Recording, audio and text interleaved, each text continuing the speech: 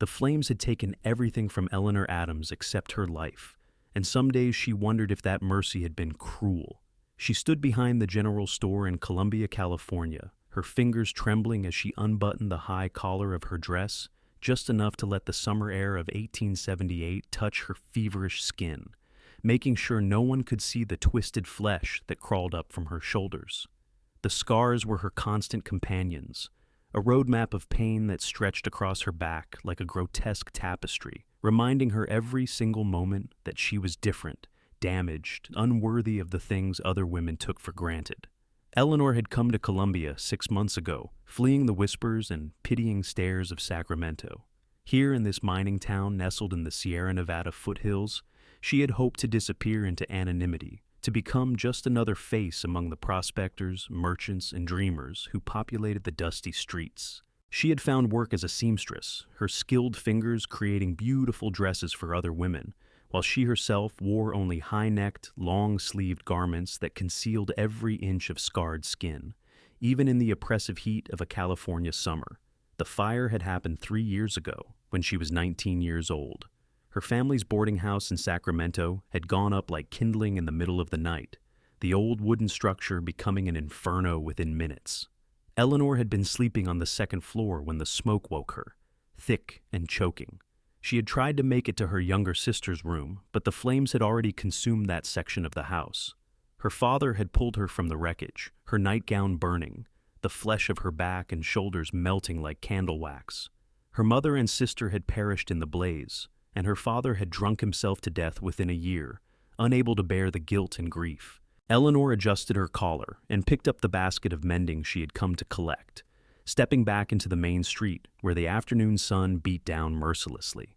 Columbia was smaller than Sacramento, but still lively, its streets bustling with activity from the nearby gold mines. She kept her head down as she walked, avoiding eye contact with the men who lounged outside the saloons and the women who gossiped on the boardwalks. She was halfway back to her small room above the dress shop when she heard the commotion. Horses thundering down the street, shouts of alarm, and then a sickening crash as a runaway wagon careened around the corner, its driver nowhere to be seen.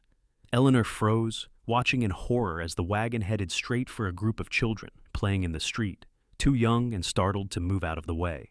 Without thinking, Eleanor dropped her basket and ran, her long skirts hindering her movement as she reached the children and shoved them toward the boardwalk. She felt hands grabbing at her, pulling her along, and then a strong arm wrapped around her waist, yanking her backward just as the wagon thundered past, so close she could feel the heat from the horses' bodies. Eleanor found herself pressed against a solid chest, breathing hard, her heart hammering so loudly she could barely hear anything else. The arm around her waist loosened, and she turned to see who had saved her.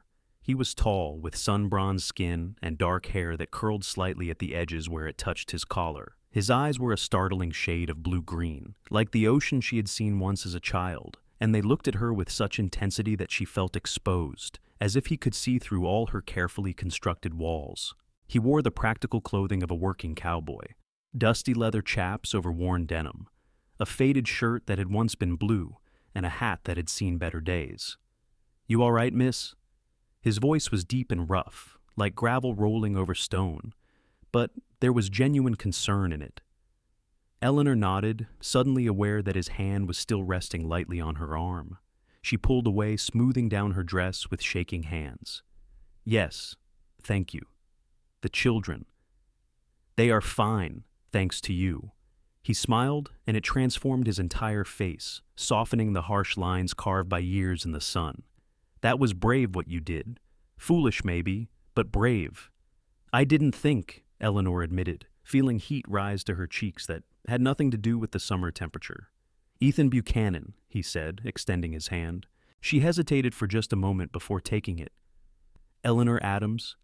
His hand was calloused and strong, engulfing hers completely, and the warmth of his touch sent an unfamiliar flutter through her stomach. She pulled her hand back quickly, disturbed by her own reaction. She had convinced herself long ago that such feelings were not meant for someone like her, someone marked and ruined. "You new to Columbia, Miss Adams? I do not think I have seen you around." "I have been here 6 months," Eleanor said, bending to gather the contents of her dropped basket, grateful for the excuse to look away from those penetrating eyes. "I work as a seamstress." Ethan crouched down to help her, his movements easy and graceful despite his size. "I have been working a ranch about 10 miles north of here. Come into town every few weeks for supplies." He handed her a spool of thread that had rolled near his boot. "Seems lucky I picked today." Eleanor took the spool, careful not to let their fingers touch again. "Thank you, Mr. Buchanan, for your help. I should be getting back to work." She stood quickly, clutching her basket, and hurried away before he could say anything else. She could feel his eyes on her back as she walked, and the sensation made her scars ache as if in warning. Men like Ethan Buchanan were not for women like her. He was handsome and strong and whole, the kind of man who would eventually marry some pretty rancher's daughter and raise a family. Eleanor had no place in such dreams, but over the following weeks she found herself thinking about him more than she cared to admit. She would be working on a dress, her needle flying through fabric, and suddenly remember the way his eyes had looked at her, not with pity or revulsion, but with something she was afraid to name. She would lie in her narrow bed at night, listening to the sounds of Columbia settling down for the evening, and remember the strength of his arm around her waist, the solid warmth of his chest against her back. She told herself she was being ridiculous. They had exchanged perhaps a dozen sentences. He had probably forgotten her the moment she walked away, but she could not forget him, and that frustrated her more than anything else. 3 weeks after their first meeting, Eleanor was in the dress shop helping a customer when the door opened and Ethan walked in, looking comically out of place among the ribbons and lace. He held his hat in his hands, turning it nervously as his eyes scanned the shop until they found her. "Mr. Buchanan," Eleanor said, her voice carefully neutral, even as her heart began to race. "Can I help you with something?" "I need a shirt," he said, walking toward her.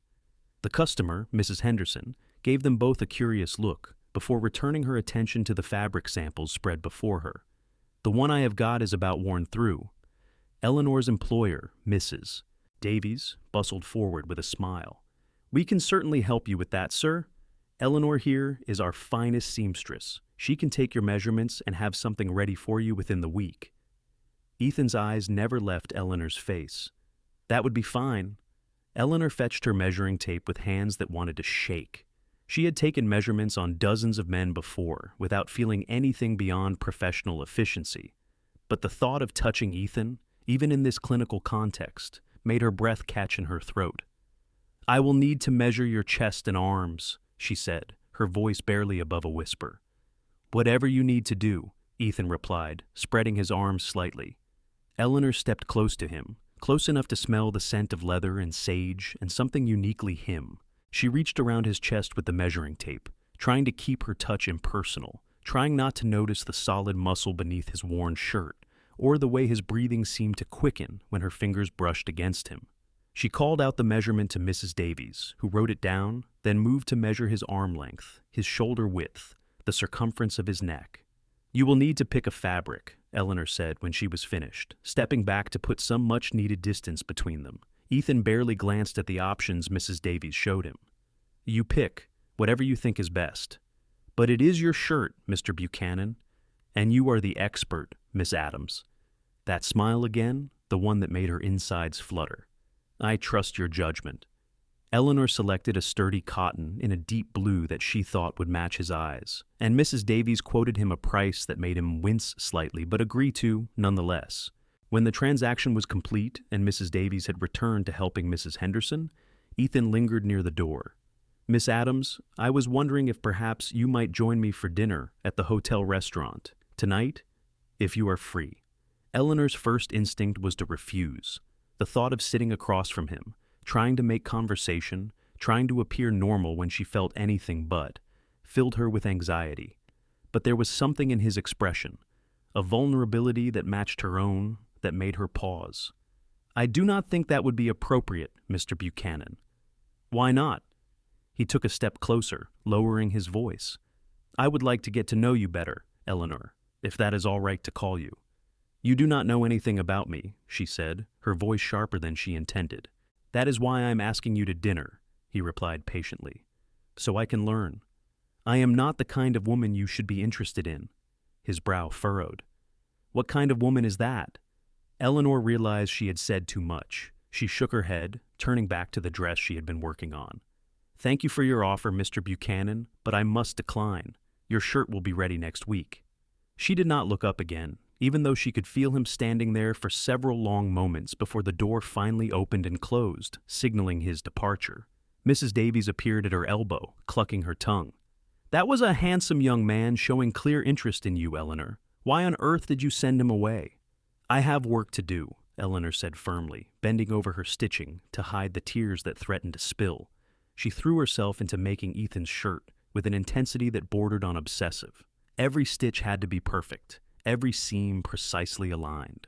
She chose pearl buttons instead of the standard bone ones, a small extravagance she paid for out of her own wages. She told herself it was simply professional pride, that she would do the same for any customer, but she knew that was a lie. She wanted him to have something beautiful, something made with care, even if she could never give him anything else. The week passed slowly. Eleanor found herself listening for the bell over the shop door, her heart jumping every time it rang, then sinking when it was not him. She told herself she was being foolish, that she had made it clear she was not interested, that he would probably send someone else to pick up the shirt. She told herself she was relieved by this thought, but relief was not what kept her awake at night. On the 7th day, as afternoon shadows began to stretch across the street, the bell finally rang and Ethan walked in. He looked tired, dust covering his clothes and face, but his eyes lit up when he saw Eleanor.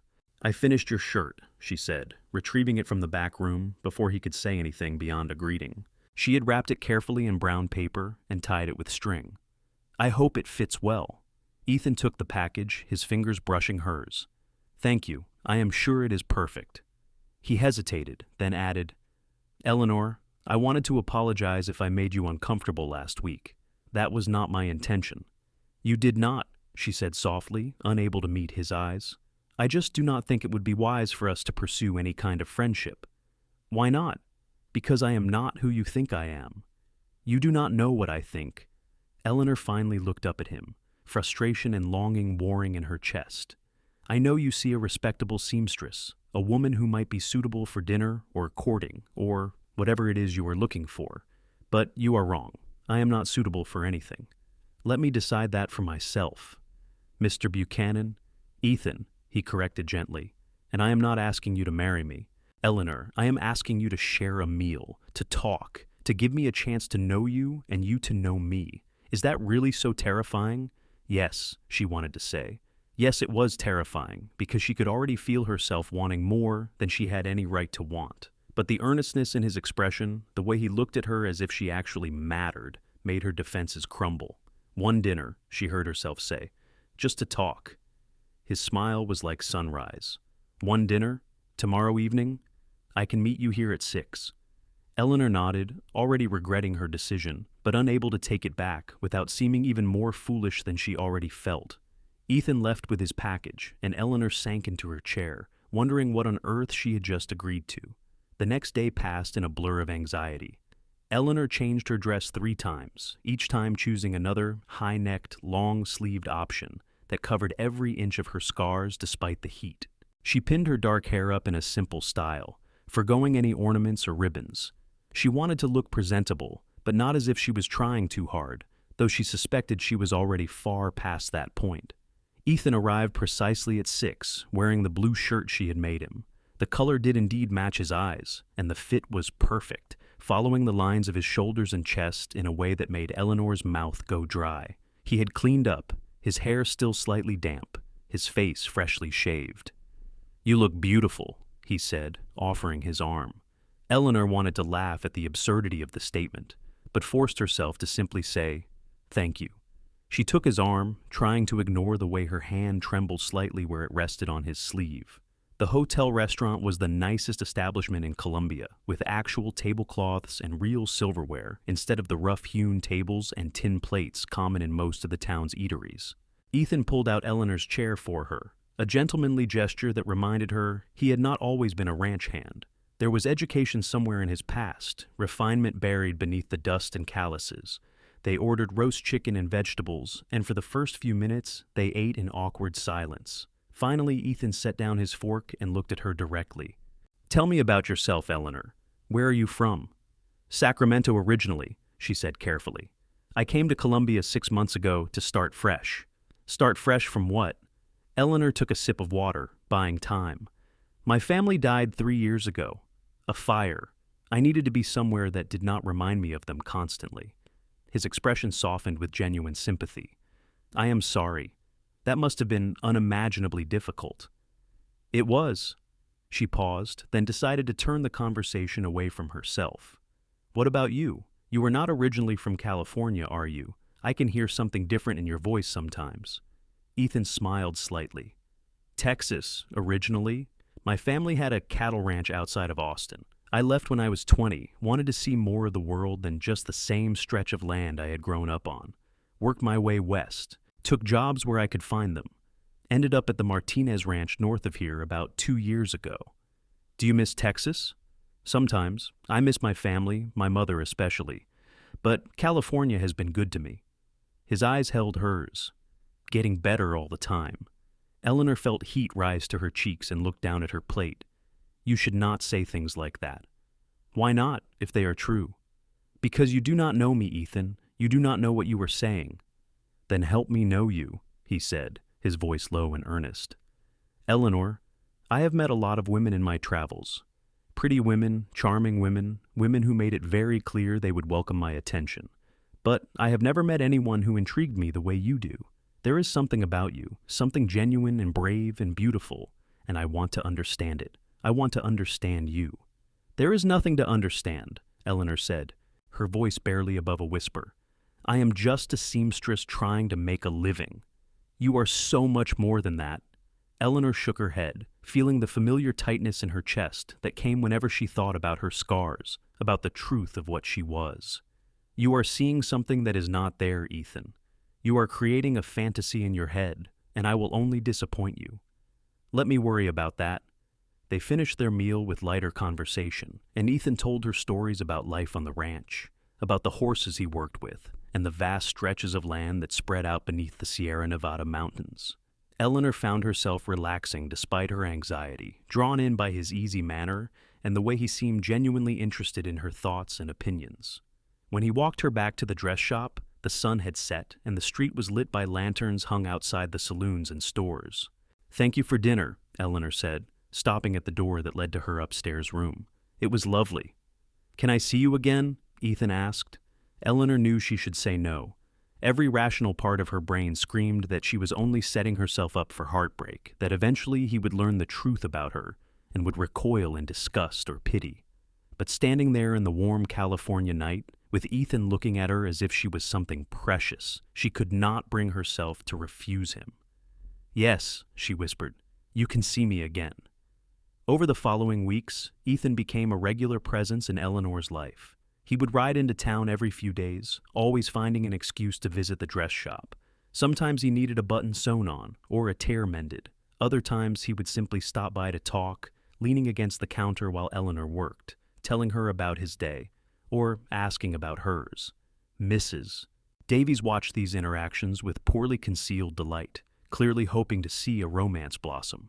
Ethan took Eleanor to dinner twice more, and on Sunday he convinced her to go for a walk along the creek that ran behind the town.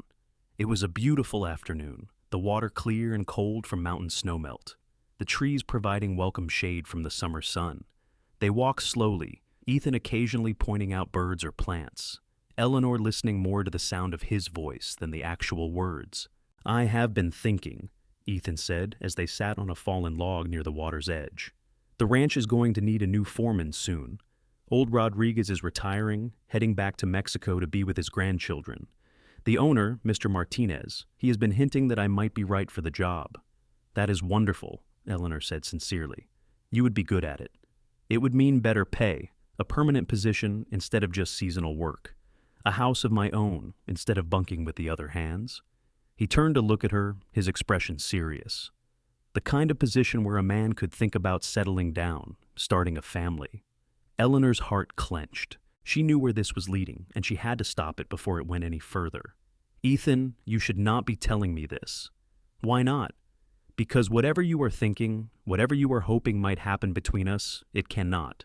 I have let this go too far already, and I am sorry for that. I should have been clearer from the beginning." Ethan reached for her hand, and Eleanor let him take it, knowing it might be the last time. "Eleanor, I do not know what has you so scared, but I promise you, whatever it is, it does not change how I feel about you.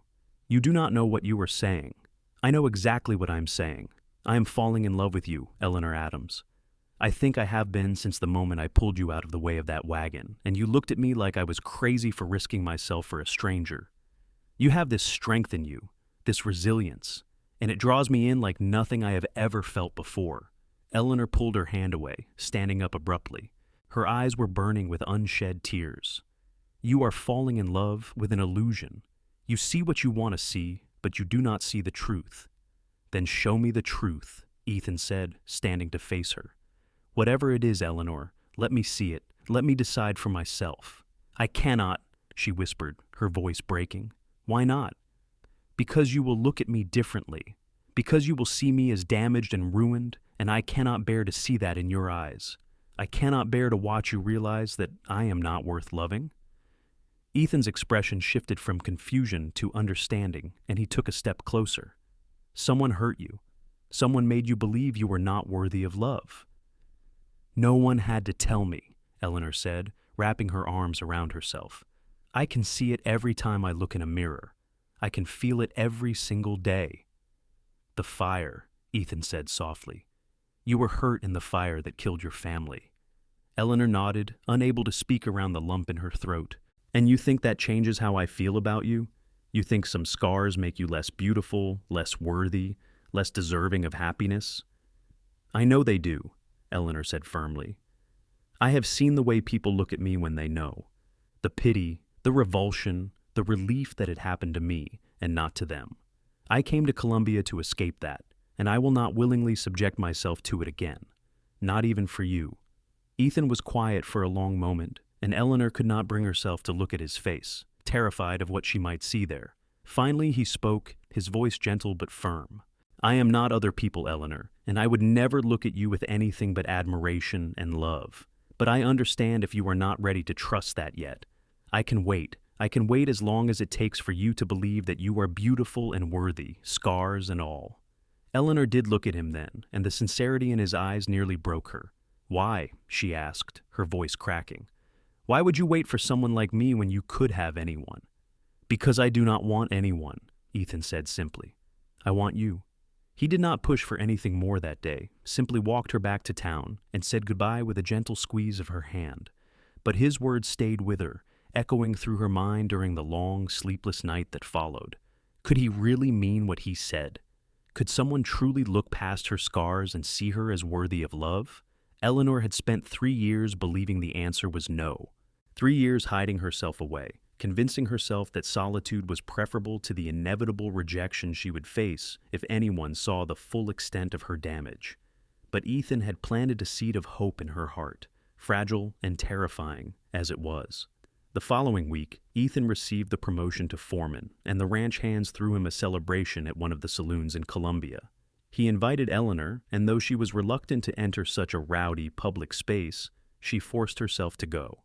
She stood near the back of the room, watching as Ethan laughed with his friends, accepting congratulations and backslaps with good-natured humor. But his eyes kept finding her through the crowd, and each time they did, he would smile as if she was the only person in the room who mattered. Near the end of the evening, Ethan made his way to her side, 2 glasses of lemonade in hand. He passed her one, knowing she did not drink alcohol. "Thank you for coming," he said. "It means a lot to me." "I am happy for you," Eleanor said sincerely. "You deserve this, Ethan. I want to show you something," he said suddenly. "Tomorrow, if you are free. The ranch, the land. I want you to see what my life is like, where I work." Eleanor hesitated. Leaving town, going somewhere isolated with Ethan, felt dangerous. Not because she did not trust him, but because she did not trust herself. She could feel her defenses crumbling every time she was near him, could feel herself wanting things she had sworn she would never let herself want again. "Please," Ethan added, his voice soft. "Just a few hours. I will have you back before dark." "All right," Eleanor agreed, wondering if she was making a terrible mistake. The next day dawned clear and hot. the kind of California summer day where the sky stretched endlessly blue and the sun beat down with relentless intensity. Ethan arrived at the dress shop driving a small wagon, and he helped Eleanor up onto the seat beside him, with a hand that lingered perhaps a moment longer than necessary. The ride to the Martinez Ranch took about 45 minutes, the wagon rolling along a dirt road that wound through golden hills dotted with oak trees. Ethan pointed out landmarks as they went, a particular rock formation, a creek where the cattle came to drink, a meadow where wildflowers bloomed in the spring. Eleanor found herself relaxing into the journey, lulled by the rhythm of the horse's hooves and the warmth of the sun on her face. The ranch itself was larger than Eleanor had imagined, sprawling across a valley with the Sierra Nevada mountains rising in the distance. The main house was a substantial adobe structure, and there were several outbuildings including a large barn, a bunkhouse, and a smaller cottage that Ethan explained would be his new residence now that he was foreman. "Would you like to see it?" he asked, his voice carefully casual. Eleanor nodded, and Ethan helped her down from the wagon. The cottage was simple but charming, with 2 rooms, a small fireplace, and windows that looked out over the ranch land. It was sparsely furnished, clearly occupied until recently by the previous foreman, but Eleanor could see the potential in it. Curtains on the windows, a rug on the floor, some personal touches, and it could be a real home. "It is not much," Ethan said, watching her expression carefully. "But it is mine. Well, technically it belongs to the ranch, but I can live here as long as I hold the position." "It is lovely," Eleanor said honestly. "You must be very proud." "I want to be worthy of it," Ethan said. "Worthy of this opportunity, this life. Worthy of someone to share it with." Eleanor's breath caught, but before she could respond, Ethan took her hand and led her back outside. They walked through the ranch, Ethan introducing her to some of the other hands and showing her the horses he worked with. There was a young mare, a beautiful sorrel with a white blaze, that took an immediate liking to Eleanor, nuzzling her hand and whickering softly.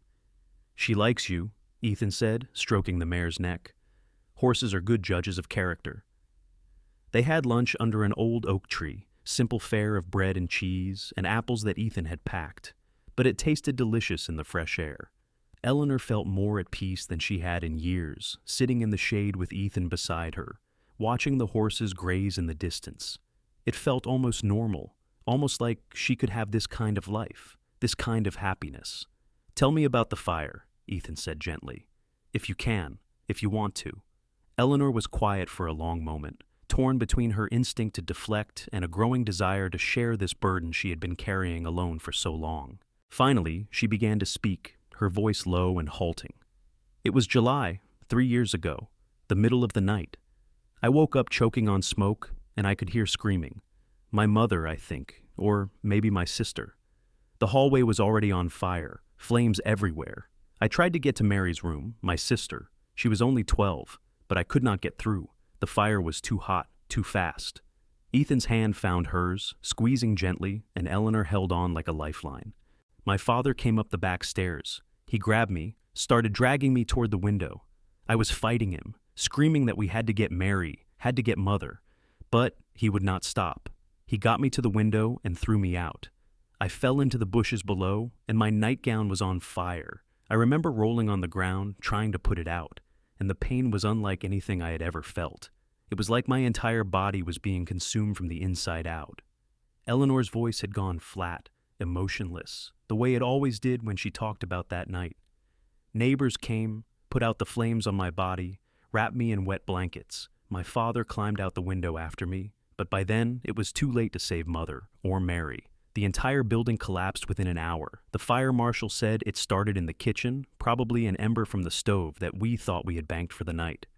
"Eleanor, I am so sorry," Ethan said, his voice rough with emotion.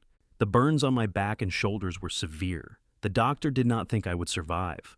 I spent weeks in bed, fever and infection nearly killing me several times. When I finally healed enough to get up, I realized the extent of the scarring. It covers most of my back, goes up onto my shoulders and neck, some on my arms too. I have to wear these high collars and long sleeves to hide it, even in summer, because people stare otherwise. They see me as a freak, something damaged and pitiable." "You are not a freak," Ethan said fiercely. "You are a survivor.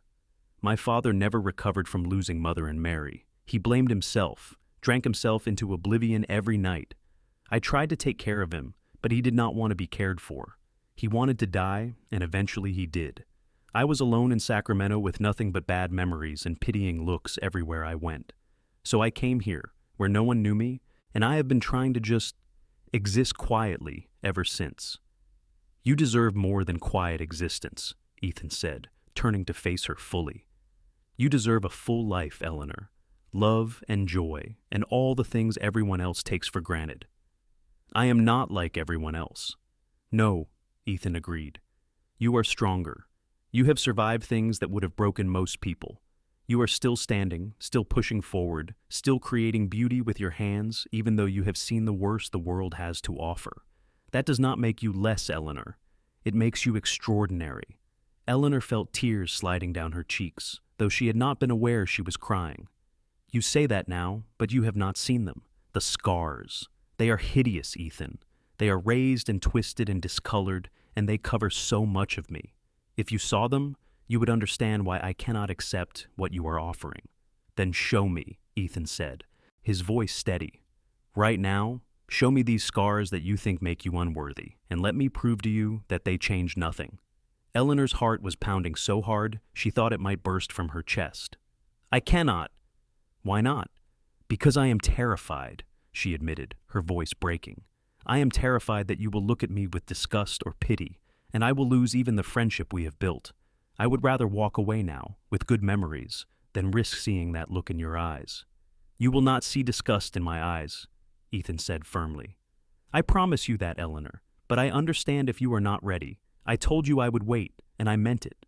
I will wait until you believe that you can trust me with this. They sat in silence for a while, Eleanor trying to calm her racing heart and tangled emotions.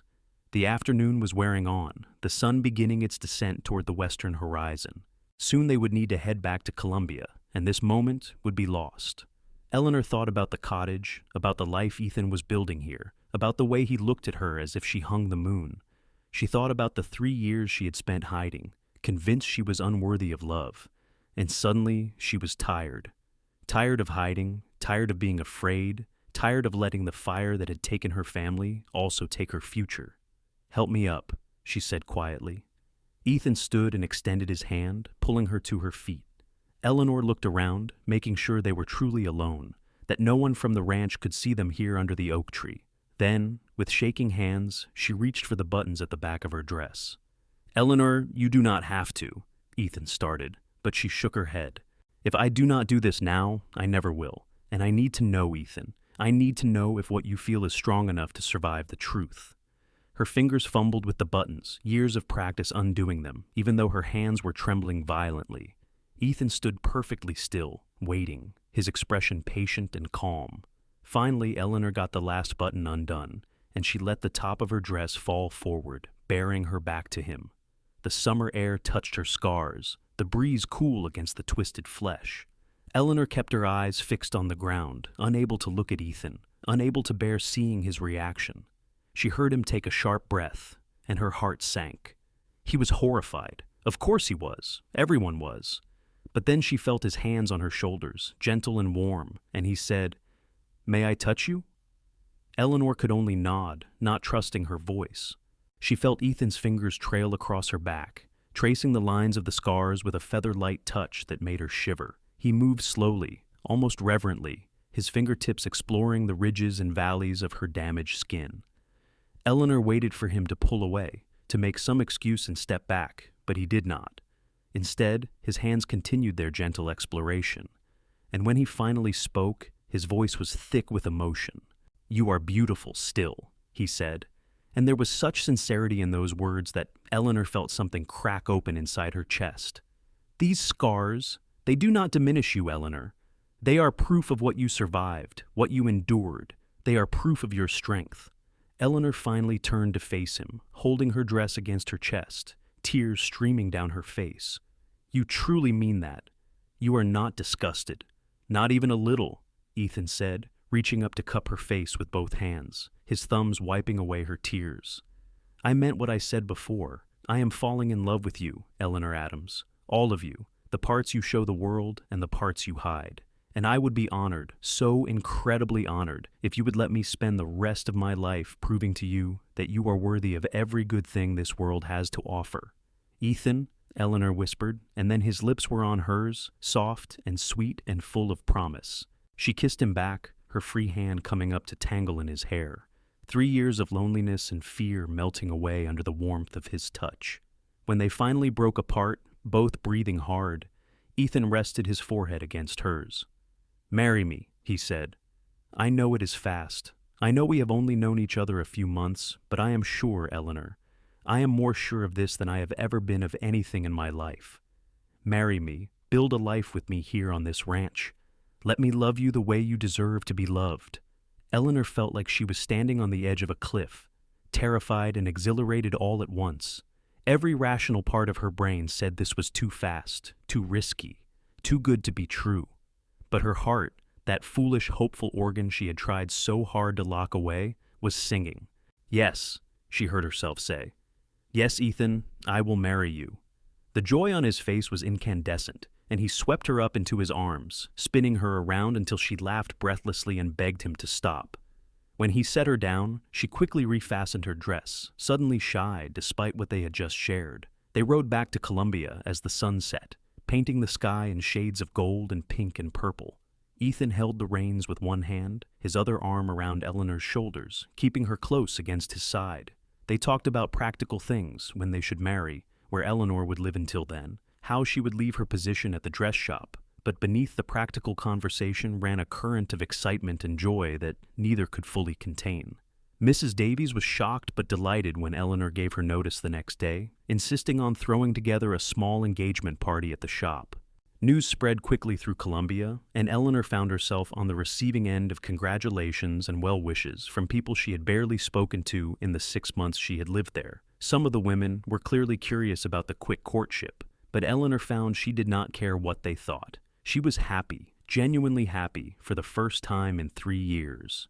Ethan came into town every day that week, often with small gifts: a ribbon for her hair, a bunch of wildflowers, a book of poetry he thought she might enjoy.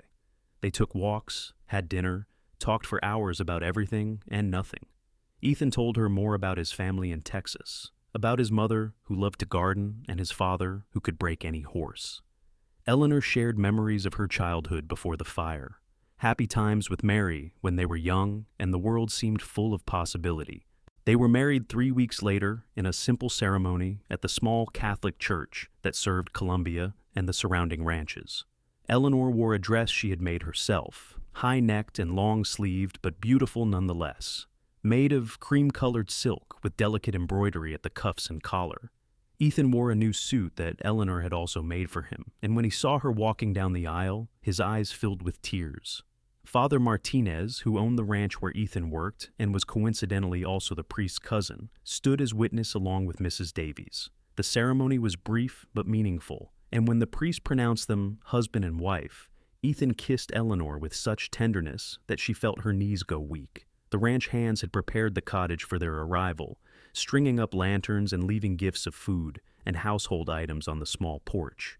Ethan carried Eleanor over the threshold, both of them laughing, and set her down gently in the main room. "Welcome home, Mrs. Buchanan," he said, and the sound of her new name sent a thrill through Eleanor. That night, with gentle hands and whispered reassurances, Ethan helped Eleanor out of her wedding dress. She trembled as he undid the buttons, old fears rising despite her trust in him. But Ethan was patient, taking his time, pressing kisses to her shoulders and the back of her neck, tracing the lines of her scars with reverent fingers. "So beautiful," he murmured against her skin. "Every inch of you." Eleanor turned in his arms, letting the dress fall away completely, standing before him in only her undergarments. She watched his face carefully, looking for any sign of hesitation or disgust, but there was only love and desire in his eyes. He pulled her close, his hands warm on her back, and Eleanor finally let herself believe that this was real, that she was truly worthy of this happiness. Their lovemaking was tender and slow, Ethan taking great care to ensure Eleanor felt safe and cherished. Afterward, they lay tangled together in the narrow bed, Eleanor's scarred back pressed against Ethan's chest, his arms wrapped securely around her. "Are you happy?" Ethan asked quietly, his breath warm against her ear. "I did not think I could be," Eleanor admitted. "After the fire, I thought happiness was something for other people, not for me. But yes, Ethan, I am happy." "Good," he said, pressing a kiss to her shoulder. "I plan to spend every day of the rest of our lives keeping you that way." Eleanor smiled in the darkness, her fingers intertwining with his where they rested over her heart. For the first time in 3 years, she felt whole. Not because her scars had disappeared, or because the pain of losing her family had vanished, but because she had found someone who saw past the damage to the person she still was underneath. Someone who loved her, not in spite of her scars, but as a complete person who had survived terrible things and was still standing. Life on the ranch was different from anything Eleanor had known before. The rhythm of the days was dictated by the needs of the cattle and horses, by the weather and the seasons. Ethan left before dawn most mornings, returning at dusk dusty and tired, but always with a smile for Eleanor. She threw herself into making the cottage into a home, sewing curtains and cushions, planting herbs in a small garden by the door, learning to cook on the temperamental stove. The other ranch hands and their families welcomed her warmly, and Eleanor found herself making friends for the first time since moving to Colombia. Maria Rodriguez, the daughter of the former foreman, who had stayed on at the ranch after her father left for Mexico, became a particular confidant. She was a few years younger than Eleanor, with a quick smile and an irreverent sense of humor that kept Eleanor laughing. Summer faded into fall, and the heat gave way to cooler temperatures and shorter days. Eleanor helped with the harvest from the ranch's large vegetable garden, learning to preserve and can food for the winter. She continued to take on sewing commissions from women in Colombia and at the ranch, her skill with a needle earning her a good reputation and some extra money. Ethan proved to be an excellent foreman, respected by the men who worked under him and trusted by Mr. Martinez. He handled disputes fairly, worked as hard as anyone on the ranch, and had an intuitive understanding of the cattle and horses that came from years of experience. Eleanor was proud of him, of the man he was, and the life they were building together. One evening in late October, as they sat before the fireplace after dinner, Ethan reached for Eleanor's hand. "I have been thinking," he said, "about expanding the cottage, adding another room or two. We have a little money saved, and I talked to Martinez about it. He agreed to help with materials if I do the labor myself with some of the other hands." "Another room?" Eleanor asked, her heart beginning to race as she understood what he was really saying. "A nursery," Ethan confirmed, his eyes searching hers. "If that is something you want. I know we have not talked much about children, but I would love to have a family with you, Eleanor, when you are ready." Eleanor had not let herself think much about children, had assumed that was another thing the fire had taken from her. But sitting there with Ethan, his hand warm in hers, she felt a surge of hope and longing. "I would like that," she said softly. "I would like that very much." Ethan's smile was brilliant, and he pulled her into his arms, holding her close. "We will make sure they know about your mother and sister," he said quietly. "We will tell them the stories, keep their memory alive." Eleanor felt tears prick her eyes, but they were good tears, grateful tears. "Thank you," she whispered, "for understanding how important that is to me." Winter came to the Sierra Nevada foothills, bringing cold rain that turned the Golden Hills green and occasional snow that dusted the higher elevations. Eleanor spent more time indoors, sewing and cooking and reading. Ethan and the other hands worked to keep the cattle fed and healthy, often coming home soaked and exhausted. But no matter how tired he was, Ethan always had energy for Eleanor, always made time to sit with her by the fire and talk about their days. Christmas was a communal celebration at the ranch, with all the families gathering in the main house for a feast that went on for hours. Eleanor contributed several pies and a beautiful tablecloth she had embroidered specially for the occasion. There was music and dancing, and Ethan surprised Eleanor by being an excellent dancer, spinning her around the floor until she was breathless and laughing. As the new year of 1879 began, Eleanor realized she had not had her monthly courses in some time. At first, she dismissed it as stress or a natural variation. But as January turned to February and she began to feel nauseated in the mornings, she allowed herself to hope. She waited until she was certain before telling Ethan, wanting to be sure before raising his hopes. On a cold February evening, as they lay in bed together, Eleanor took Ethan's hand and placed it on her still flat stomach. "We are going to need that nursery sooner rather than later," she said quietly. Ethan's eyes went wide, and then he let out a whoop of joy that probably woke half the ranch. He peppered Eleanor's face with kisses, laughing and crying at the same time, his hand never leaving her stomach. "A baby," he kept saying. "We are going to have a baby." "Yes," Eleanor confirmed, her own eyes misty. "Come late summer, I think." The pregnancy was mostly easy, though Eleanor tired more quickly than usual, and the nausea lasted well into her 4th month. Ethan fussed over her constantly, insisting she not work too hard, bringing her treats from town, reading to her in the evenings. The other women on the ranch rallied around her, sharing advice and hand-me-down baby clothes and stories of their own pregnancies. Ethan and several of the hands built the nursery addition in the spring, working in their spare time to create a beautiful room with large windows that looked out over the ranch land. Eleanor made curtains and a quilt, embroidering animals and flowers around the border. Maria helped her knit tiny sweaters and booties, the two women spending long afternoons sitting in the shade, while Eleanor's belly grew round and heavy. As summer approached, Eleanor found herself thinking often about her mother and sister, wishing they could be here to meet their grandchild and niece or nephew. She talked to Ethan about them more, sharing memories she had kept locked away for years.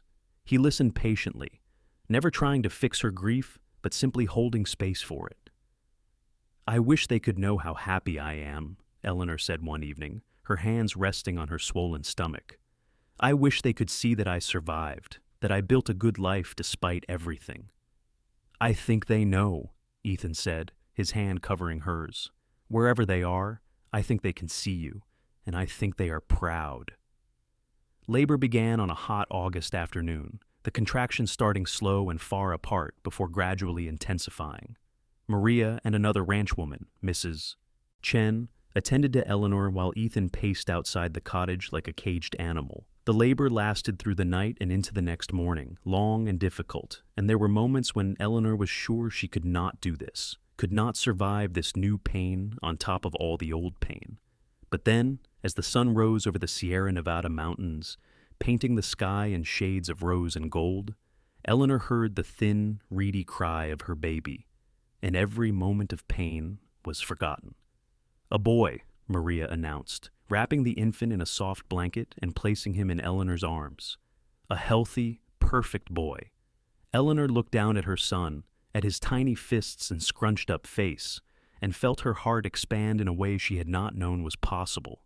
He was perfect, every tiny finger and toe, his dark hair plastered to his head, his eyes squeezed shut against the brightness of the world. Ethan burst into the room moments later, falling to his knees beside the bed and staring at his son with wonder and awe. "He is beautiful," he whispered. "Eleanor, he is perfect. You are perfect." They named him Matthew, after Eleanor's father, and Thomas after Ethan's. Matthew Buchanan came into the world with a strong cry and an appetite to match, and Eleanor fell into the exhausting, exhilarating rhythm of new motherhood. Ethan was a devoted father, taking Matthew whenever Eleanor needed to rest, walking the floor with him during fussy nights, changing nappies without complaint. The cottage felt almost too small with the three of them, and Ethan began to talk about building a larger house, maybe on the parcel of land that Martinez had hinted he might sell to them. Eleanor loved the idea of having their own land, their own stake in this beautiful valley. As fall arrived, and Matthew grew from a tiny newborn into a chubby, alert infant, Eleanor found herself reflecting on how much her life had changed in just over a year. She thought about the woman she had been when she first came to Columbia, so certain that happiness was not meant for someone like her, so convinced that her scars made her unworthy of love.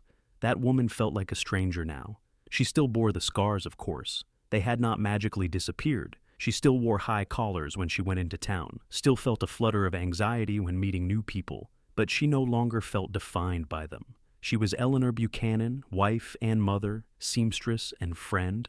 The scars were a part of her story, but they were not the whole story. One evening, as Eleanor nursed Matthew while Ethan sat beside them reading the newspaper, she felt a wave of contentment so strong it nearly brought tears to her eyes. "What are you thinking about?" Ethan asked, noticing her expression. "How lucky I am," Eleanor said simply. "How grateful." Ethan set down the paper and leaned over to kiss her forehead. "I am the lucky one. You and Matthew, you are everything I did not know I was missing." Matthew finished nursing and promptly fell asleep, his tiny hand curled against Eleanor's chest. She gazed down at him, this perfect little person they had created, and felt the last pieces of her broken heart finally knit back together. The years that followed were full and rich. When Matthew was 18 months old, Eleanor discovered she was pregnant again, and in the spring of 1881, they welcomed a daughter they named Mary Catherine, after Eleanor's sister and Ethan's mother.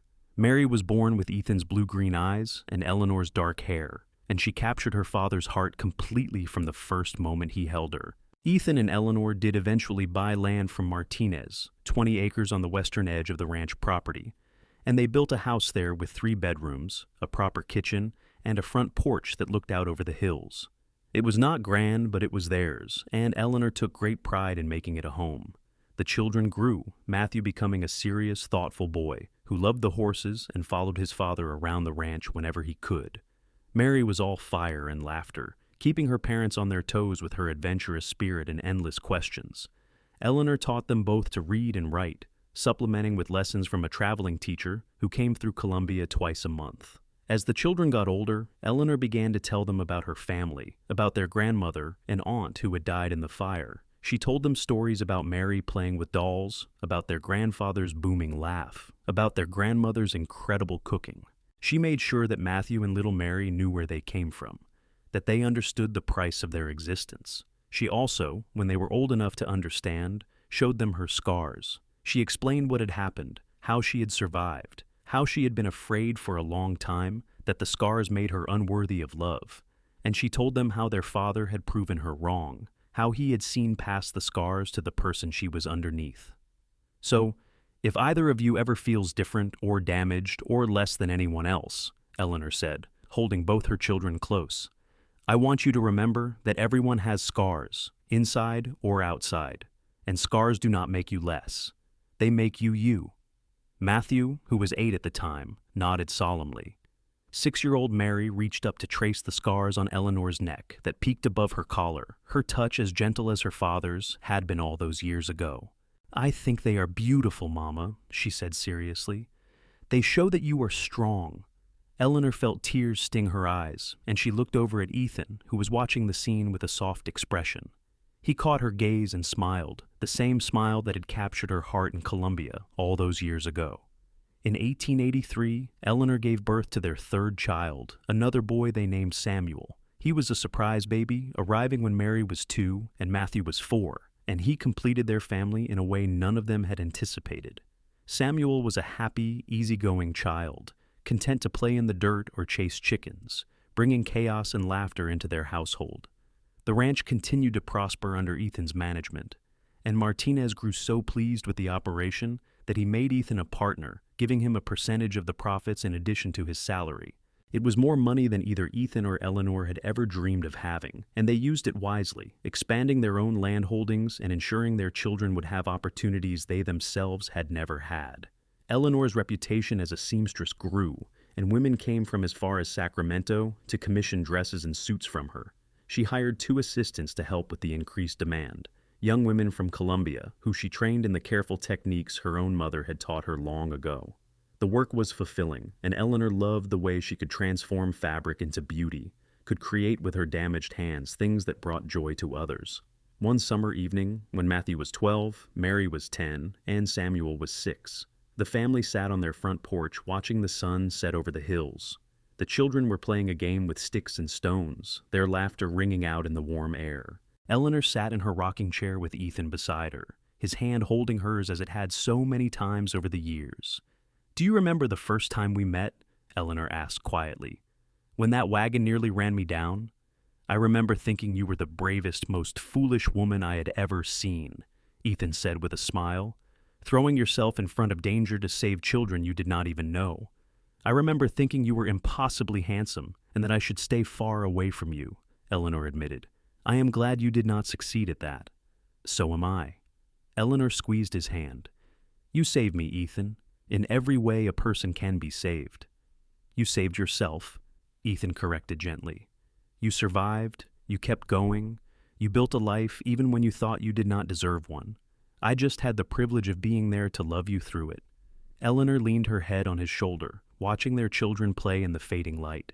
Matthew had his father's height and strength, already showing signs of the man he would become.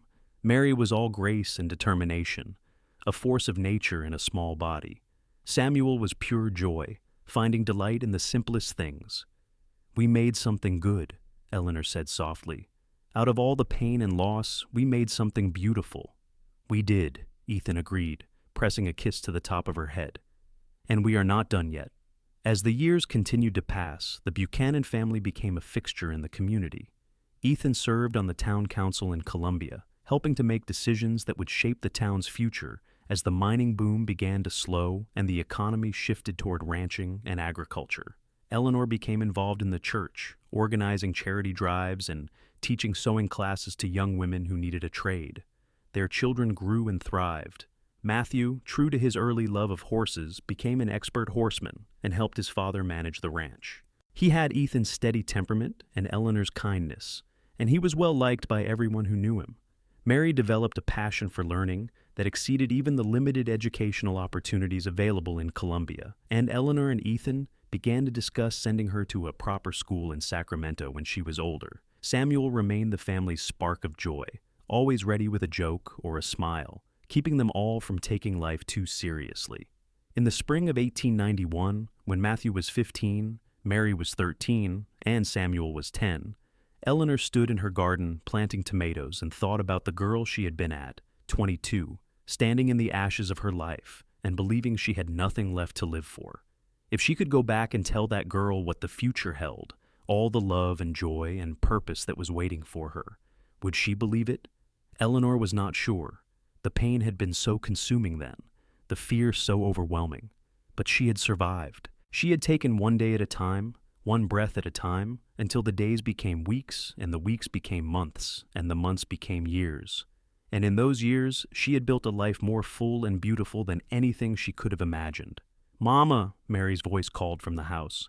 "Can you help me with this dress? I cannot get the seam to lay flat." Eleanor smiled, brushing dirt from her hands. Mary had inherited her talent with a needle and thread, and she was working on making her own dress for the church social next week. Eleanor headed inside, ready to pass on another lesson, another piece of knowledge from mother to daughter. That evening, as was their custom, the family gathered for dinner around the large table that Ethan had built with his own hands. They shared stories from their day, Matthew talking about a new colt that had been born, Mary discussing the book she was reading, Samuel chattering about the frog he had caught and then released at Eleanor's insistence. Ethan and Eleanor exchanged amused glances across the table, the silent communication of a couple who had been together long enough to speak without words. After dinner, as they were cleaning up, Ethan pulled Eleanor aside. "I have something for you," he said, reaching into his pocket. He produced a small box, and when Eleanor opened it, she found a delicate silver locket inside.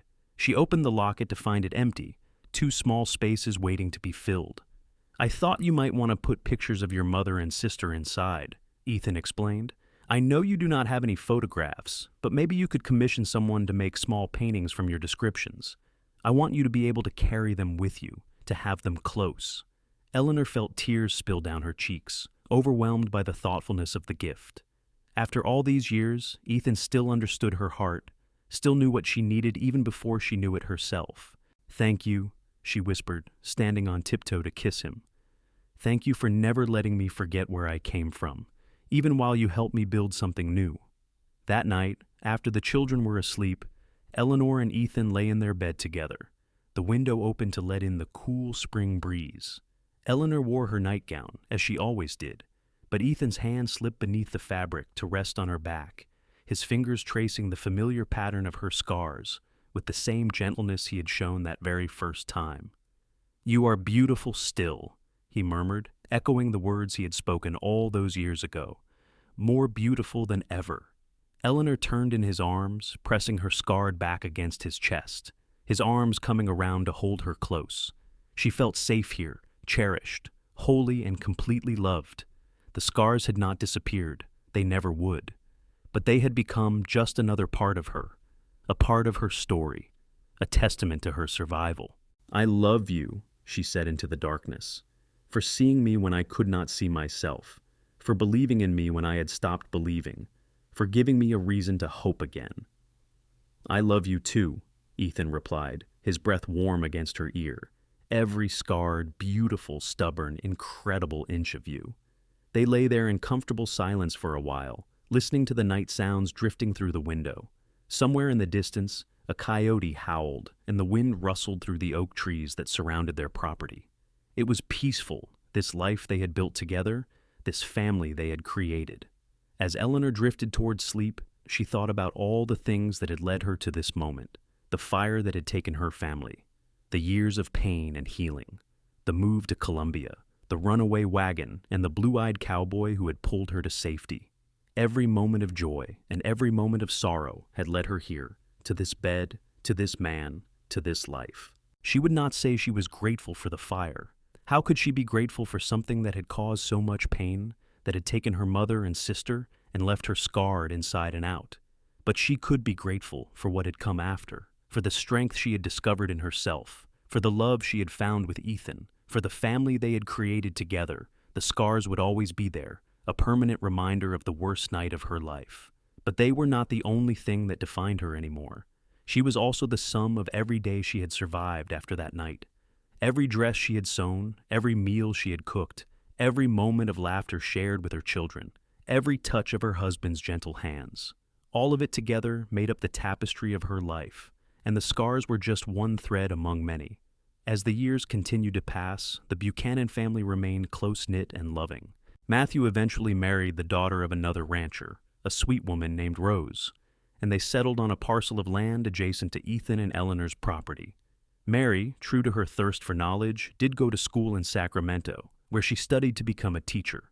She returned to Columbia and opened a small school, determined to give the children of the area better educational opportunities than she had initially had.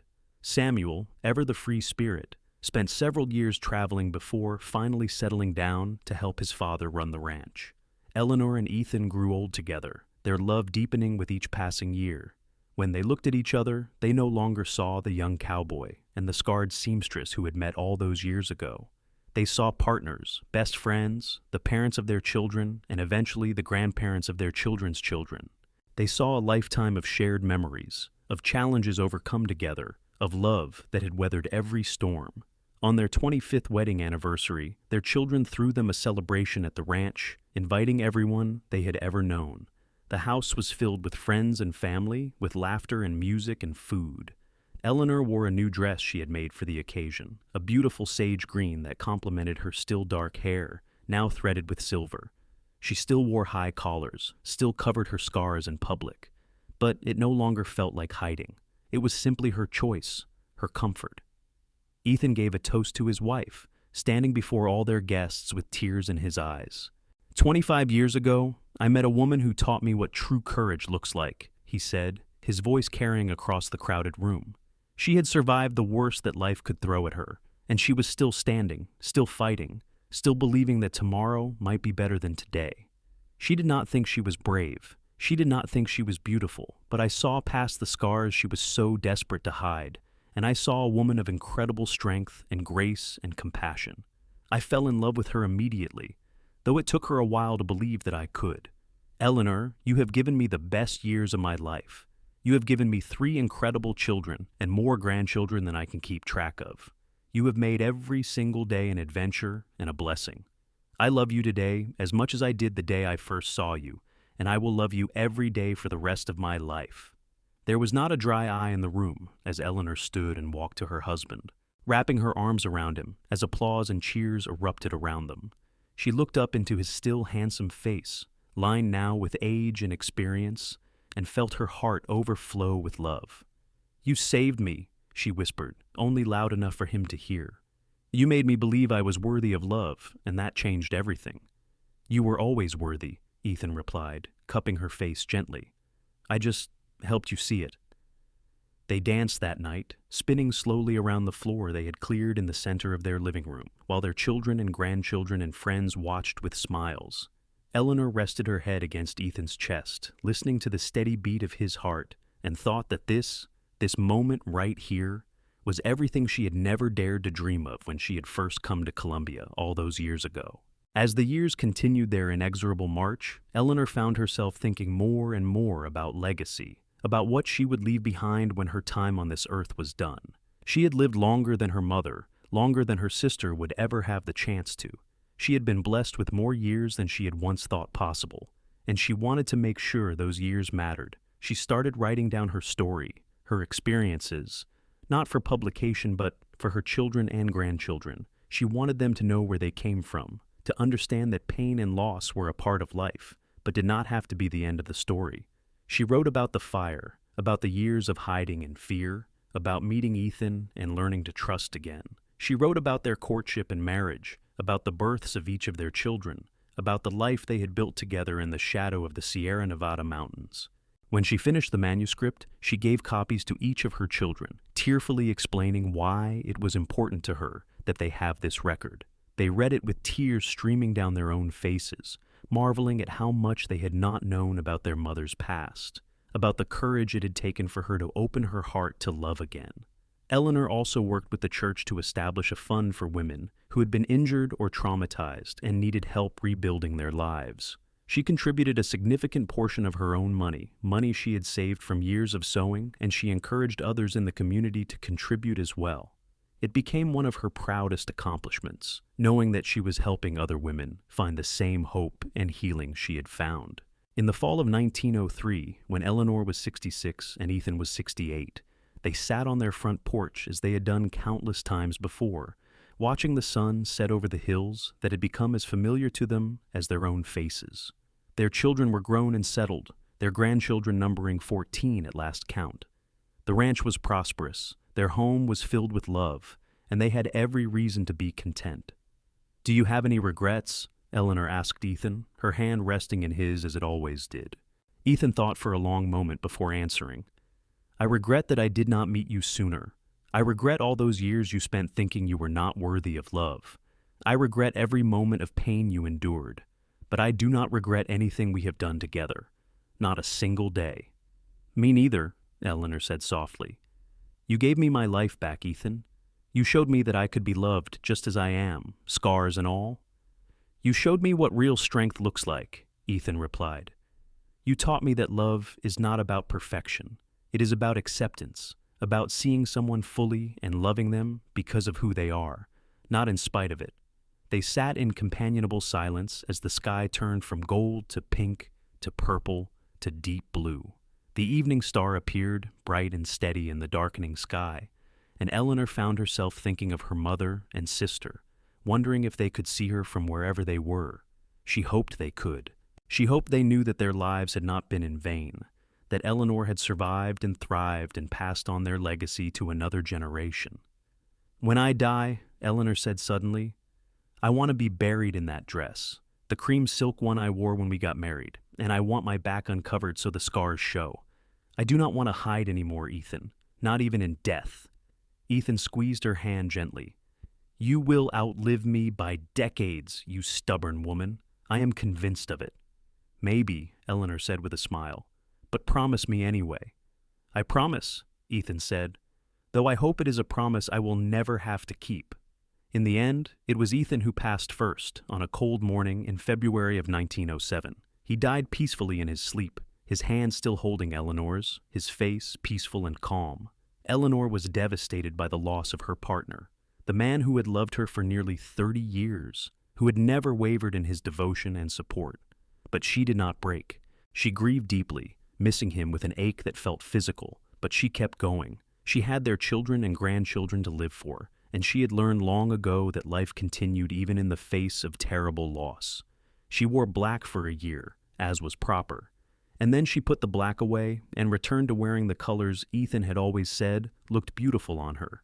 She lived another 12 years, dying peacefully in her own bed at the age of 82, surrounded by her children and many of her grandchildren. Her last words were about Ethan, about how she could not wait to see him again, to feel his arms around her once more.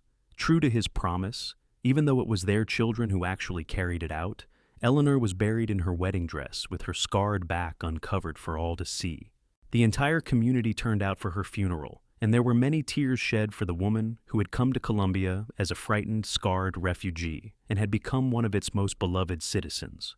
On her gravestone, next to Ethan's, their children had inscribed the words that had defined their love story. Eleanor Adams Buchanan, 1841-1919. You are beautiful still. The words were simple, but they captured everything about the love between Eleanor and Ethan, about the way he had seen her when she could not see herself, about the way he had loved her, not in spite of her scars, but as a complete, whole, beautiful person. It was a love that had transformed both of their lives, that had created a legacy of children and grandchildren who would carry their story forward for generations. And on warm summer evenings, when the wind blew just right across the Buchanan ranch, there were those who swore they could hear laughter on the breeze, the sound of two people who had found each other against all odds and had built a life together that was worth every scar, every tear, every moment of pain that had come before. It was a reminder that love could heal even the deepest wounds, that hope could be found in the darkest places, and that no one, no matter how damaged they felt, was ever truly unworthy of happiness. The story of Eleanor and Ethan Buchanan became something of a legend in Columbia and the surrounding areas, passed down through their descendants and the families who had known them. It was a story about survival and courage, about the scars we all carry and the way love can help us bear them. It was a reminder that beauty is not about perfection, that strength comes in many forms, and that sometimes the most broken people have the most to teach us about living fully and loving deeply. Their ranch remained in the family for generations, each new generation adding their own chapter to the story while honoring the foundation that Eleanor and Ethan had built. The cottage where they had first lived as newlyweds was preserved as a small museum of sorts, filled with Eleanor's sewing projects and Ethan's tools, a testament to the simple life they had built together and the extraordinary love that had sustained them. And every year on their anniversary, the family would gather at the ranch to remember them, to share stories and laughter and tears, to remind each other that love was worth fighting for, that scars did not define a person, and that everyone, no matter what they had been through, deserved the chance to be seen, to be cherished, and to be told, with absolute sincerity, "You are beautiful still."